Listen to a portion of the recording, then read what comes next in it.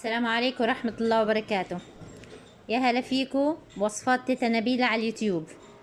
أنا اليوم بدي أعمل فطير بسبانخ.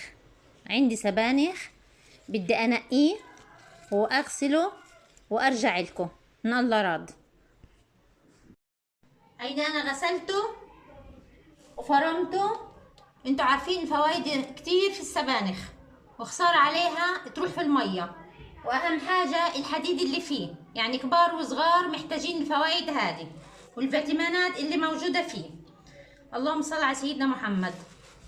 هلقيت بدي امرته، انا برش عليه شوية ملح وبمرته. في ناس بدبلوه شوية على الغاز، كله كويس، كل واحد له طريقة. بسم الله. ما بكتر عليه ملح لانه هو اصلا في قلبه ملح.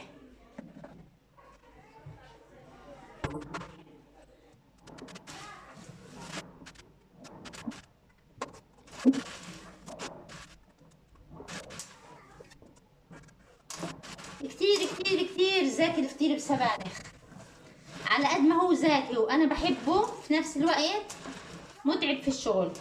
له تكتين نزل هيو ميته. بسم الله.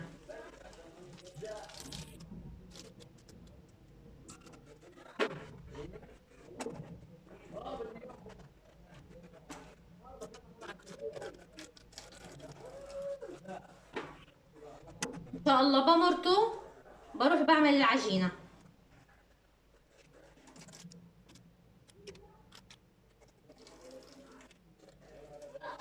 كل السبانخ هعمله بالشكل هذا. رجعت لكم جديد. قشرت البصل بدي افرمه بالكبة، بتسهل عليا كتير. الله يرزقكم ويرزقني يا رب. بسم الله الرحمن الرحيم. انتوا على هو الكمية اللي كنتوا تعملوها، كمية السبانخ تقدروا تقللوا وتكتروا.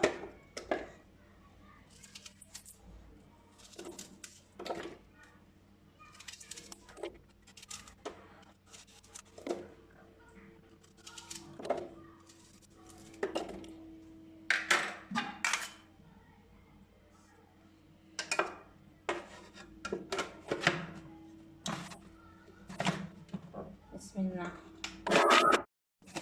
هلقيت بدي ارشلي شوية ملح عليه عشان ينزل المية كلها تبعته، وبعدين بعصره.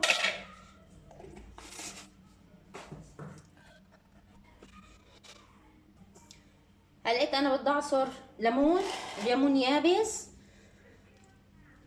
بعمله بالطريقة هاي، بدحرجه على المجلة عشان تطلع كل العصارة اللي فيه.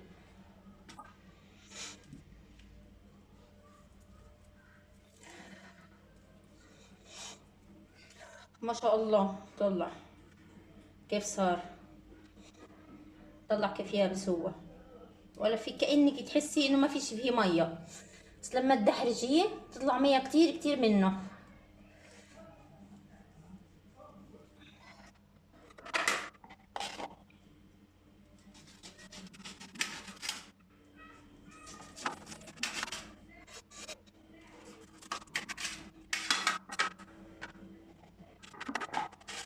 انا مبدئيا بدي اعصر هدول الثلاثة، ولما ادوق السبانخ بدي اشوفه كيف بعوز ولا لا. بسم الله الرحمن الرحيم.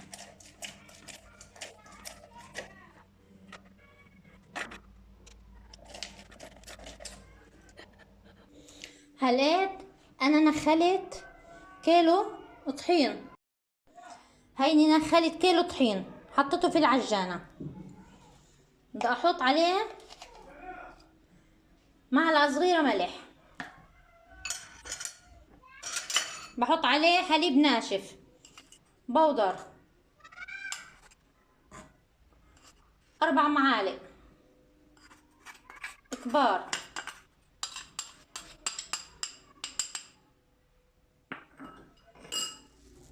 برضو بحط عليه خميرة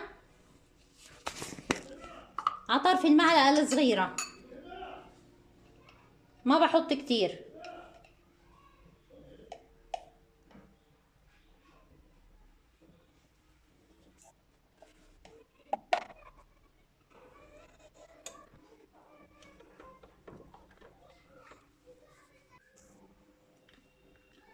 وبحركهم مع بعض.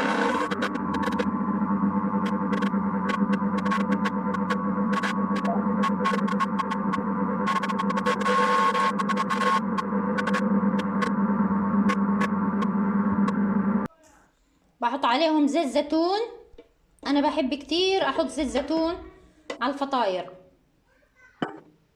وبحط كمان زيت نباتي مشتركين، يعني فنجان قهوة منه زيت نباتي ومنه زيت زيتون، وبحرك.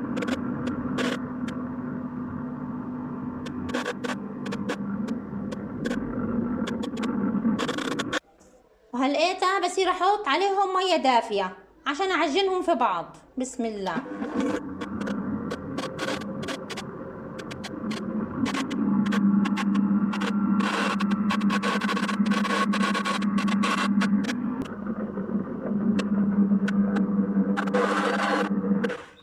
شايفين يا خواتي؟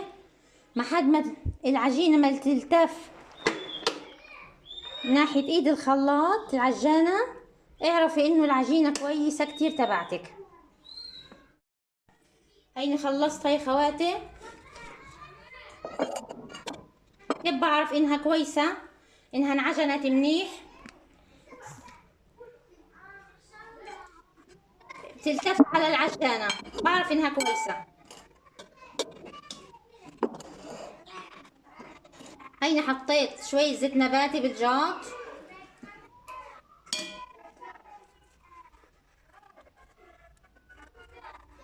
ما شاء الله ما شاء الله تبارك الله. بخليها ترتاح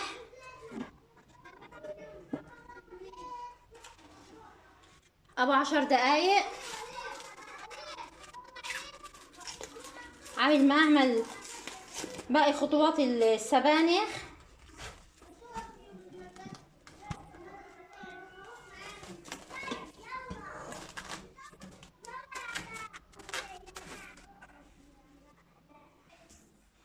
هلقيت البصل طلعوا كيف نزل ميته، برضو برجع بمرطه. بسم الله.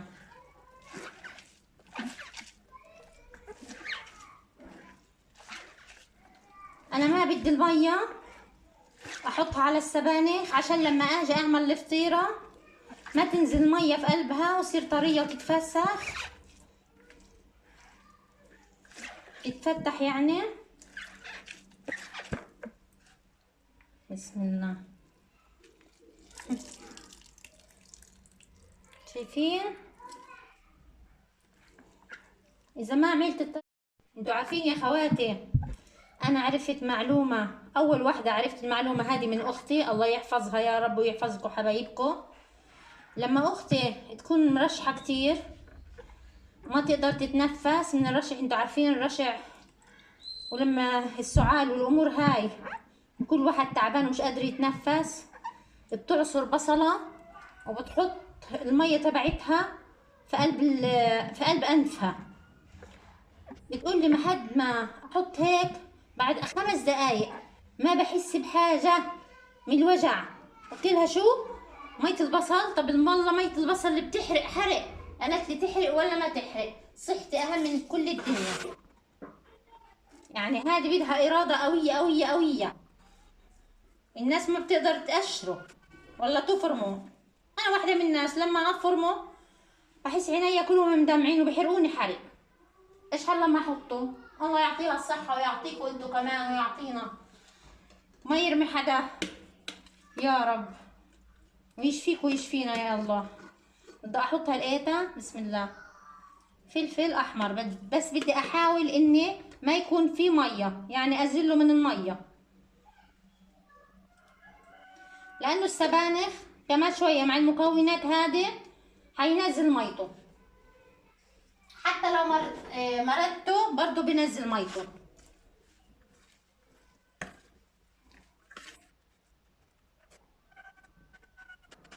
انت حسب الحرقان اللي بدك اياه بتحطي، بتكتري او بتقللي. احنا بنحب. هلقيت صار لها 10 دقايق بالظبط. شو بعمل؟ بملكها. انا بالمعجنات وبالفطاير بعمل نفس الخطوة. بسم الله.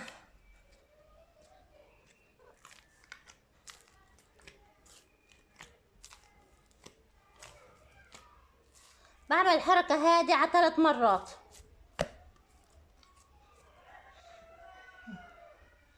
كمان شوية بعملها وكمان شوية بعملها. هلقيت في الجاط هذا بدي احط زيت نباتي. بسم الله الرحمن الرحيم. وبحط كمان معاه زيت زيتون. ليش زيت الزيتون؟ عشان انا معايا سكر، بحب كتير السبانخ، بدي اكل. صحيح الزيت النباتي مضر إلنا، بس لما احط معاه زيت زيتون بخفف ضرره شوية.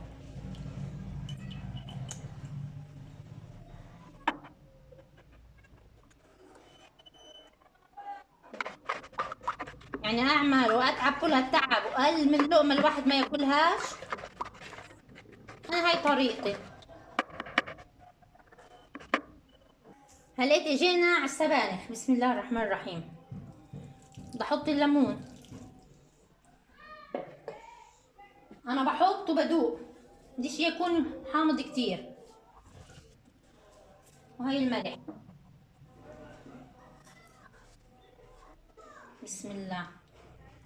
هاي زيت الزيتون.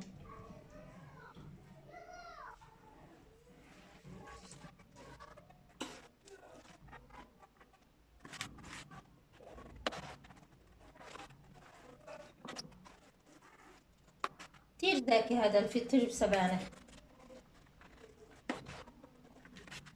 الكل بيحبه، الصغار والكبار.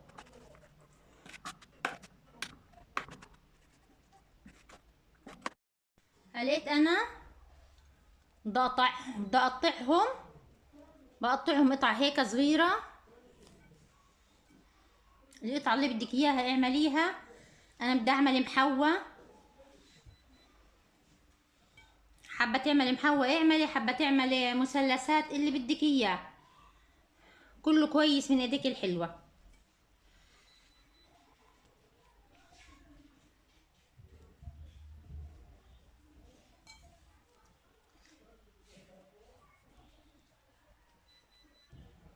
اجا ابني عندي انبسط كتير ان انا عامله فطير، قال لي يلا كويس بتغدى معاكي.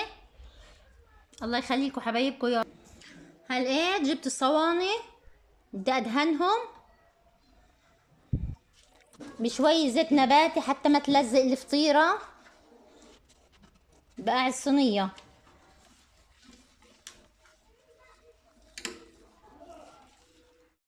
هلقيت انا بحط عجينه الفطير بسبانخ في قلب الزيت، زيت الزيتون والزيت النباتي.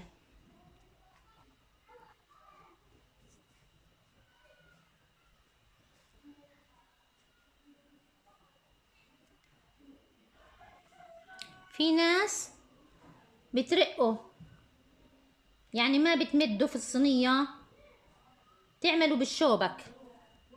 كله كويس، كل واحد سبحان الله له طريقة مختلفة عن التاني.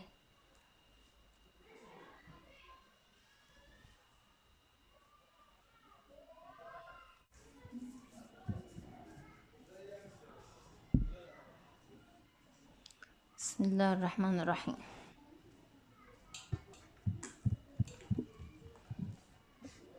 وبسط الفطيرة.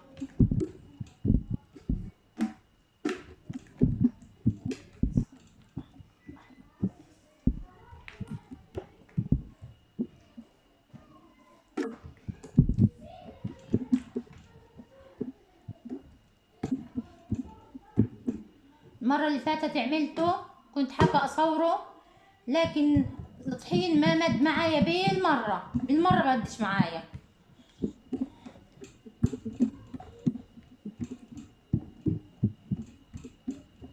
يعني صورت كل الخطوات الا عند ما اجيت قمتها بالطريقة هذه ما مد معايا بالمرة.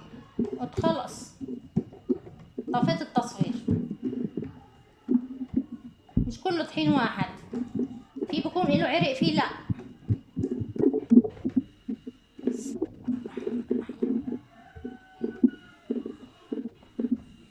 هذا التاني مش كويس صراحة. انا بمدها على قد الصينية هادي وبقسمها بالنص. بسم الله.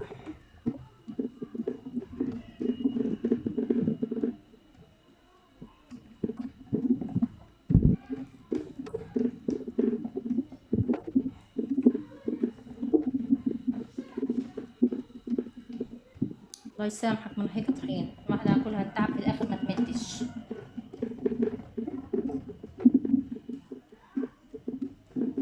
شايفين ما مد.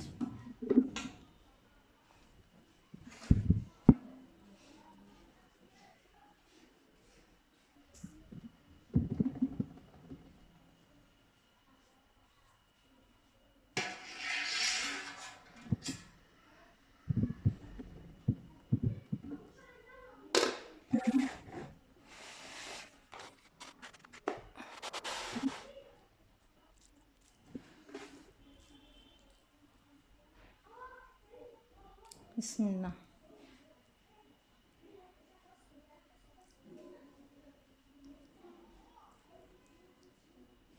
انا بحب امليها الفطيرة، يعني تحس في كل لقمة تلاقي فيها سبانخ.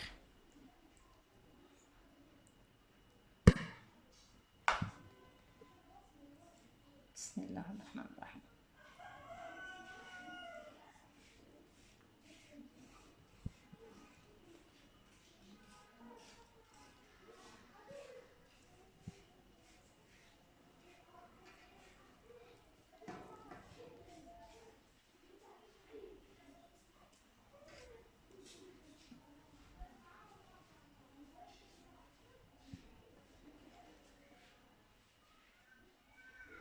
هيها بس صغيرة.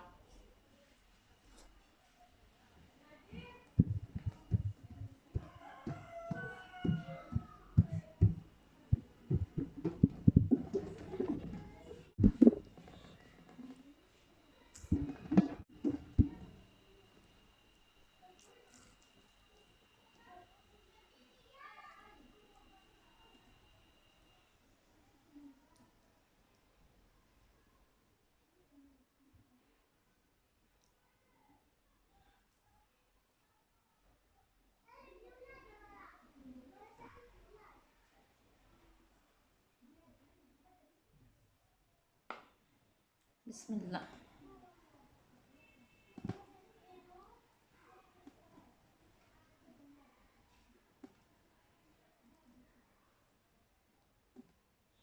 هلقيت بعمل كل الصواني بالشكل هذا.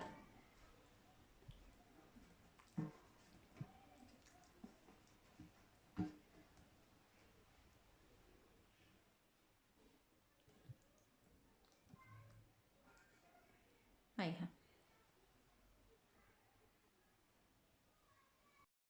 هيني خلصت، عملت 3 صواني بالكيلو الطحين. اللهم صل على سيدنا محمد. بدي اروح اخبزهم بالفرن الغاز. انتوا عارفين هذا صواني الالمنيوم ما بتعبر فرن الكهرباء، وان شاء الله لما اخبزهم بفريكم النتيجة النهائية. هيني خلصت اول صينية، بدي استناها لما تبرد شوية عشان اقلبها على الجانب الثاني واشويها، والنتيجة النهائية بعد ما اخلص الصواني الانلراد بفريكم اياها. هلقيت هايها بردت شوية. بسم الله الرحمن الرحيم. بدي اقلبها.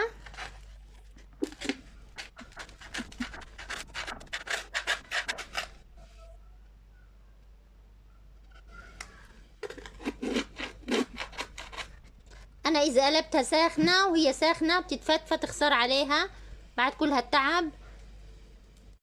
هيني عملتهم، بستنى فيهم لما يبردوا ان شاء الله وبفريكم. شايفين يا خواتي؟ بسم الله الرحمن الرحيم. شايفين؟ كتير كتير زاكي بطريقة مش طبيعية، والله مش عشان عمايلي، كتير كتير زاكي.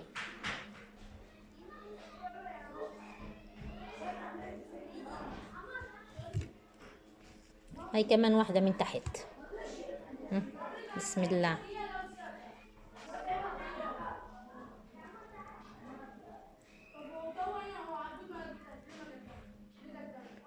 كل ما بتمديها زيادة كل ما بتكون رقيقة وبتكون هشة، ما بتكونش عجين يعني. صحة وعافية على قلبك وعلى قلبي. هيني خلصت يا خواتي. فضلا وليس أمرا ترفعوا نسبة اللايك، هيك بتساعدوني وبتساعدوا صفحتي انها تكبر، وان شاء الله بتكبر يا رب بفضل ربنا من بعده انتو. وتعليق حلو زيكو. صحة وعافية على قلبكم. اعملوها كتير كتير حتنبسطوا من النتيجة. السلام عليكم ورحمة الله وبركاته.